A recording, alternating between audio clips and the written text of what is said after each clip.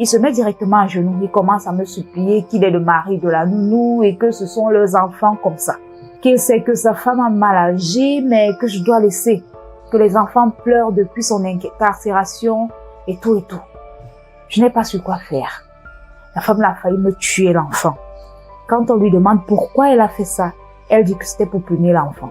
Je ne savais même pas qu'elle était mariée, ni qu'elle avait des enfants. Encore moins un enfant d'1 an. J'ai tellement eu de la peine pour ces enfants.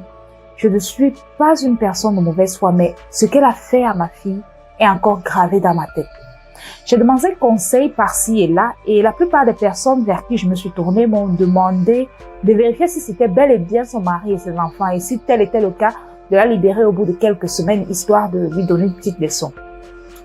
J'ai appelé mon avocat pour qu'il me dise comment on peut faire, puisque l'affaire était déjà avancée. Je lui ai expliqué que j'ai reçu la visite du mari de la dame avec les enfants en main. Il s'est moqué de moi, me disant vérifier comme certaines me l'ont également recommandé. Comme j'avais pris le numéro du mari en question, je l'ai appelé vers 16 heures qu'on se prenne quelque part avec mon avocat pour causer de comment on va libérer sa femme. Il a accepté.